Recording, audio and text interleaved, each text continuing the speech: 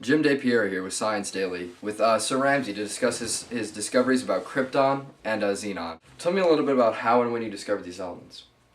Well, I was fractionally distilling elements in my lab back in 1898, and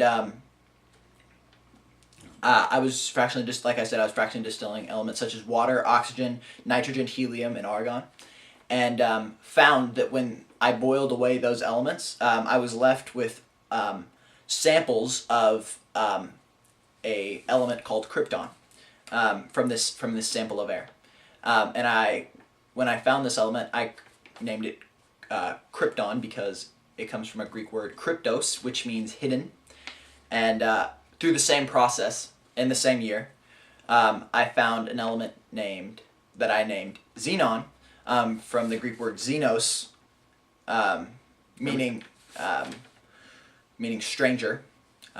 Wow. Yeah. Yeah.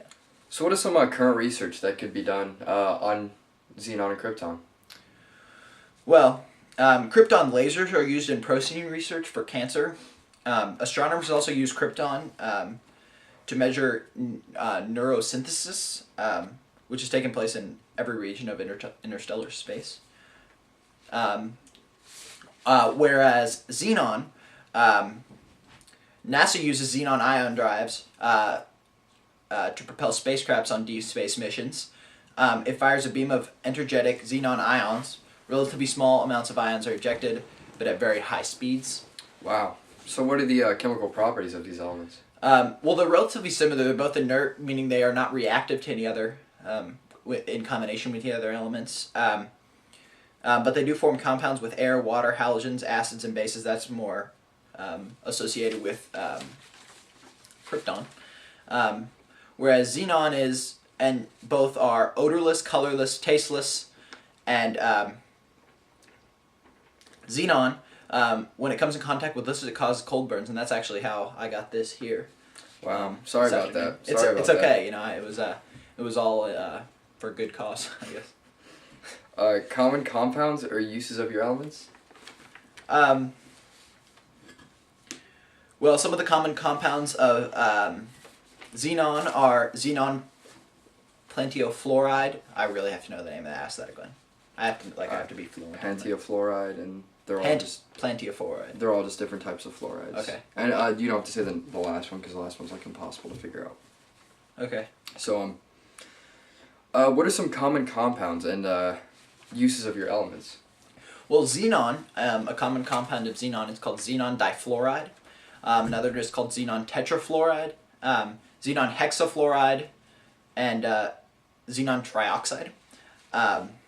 I'll get to the uses in a second. And some compounds of krypton are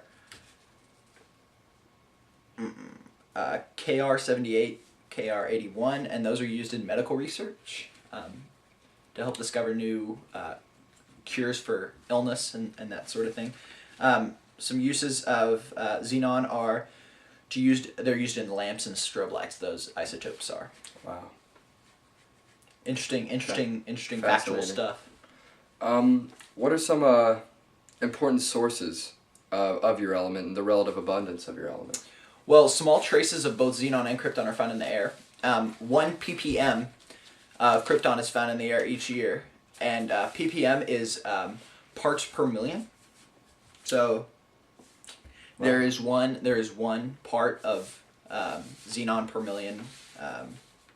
Parts of air. Yeah, parts of air, and 0.087 parts per million for xenon in our atmosphere.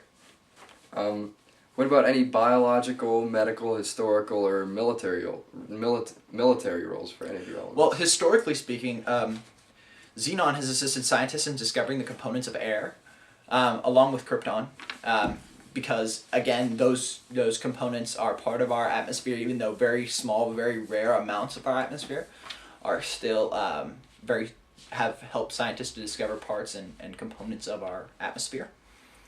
Wow. Useful stuff. Yes, sir. And what about any unusual or interesting facts with your two elements? Well, interesting enough, parts per million, how I talked about in the atmosphere.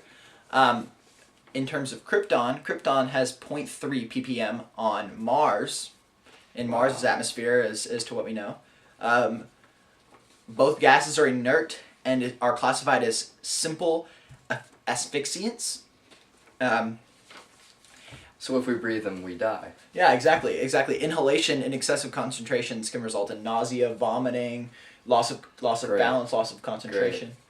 Great. Yeah, so. What about xenon? Oh, xenon. So there are 8 naturally occurring isotopes of xenon. This is more than any other element except for tin. The most stable isotope of xenon has a half-life of 2.116 trillion years.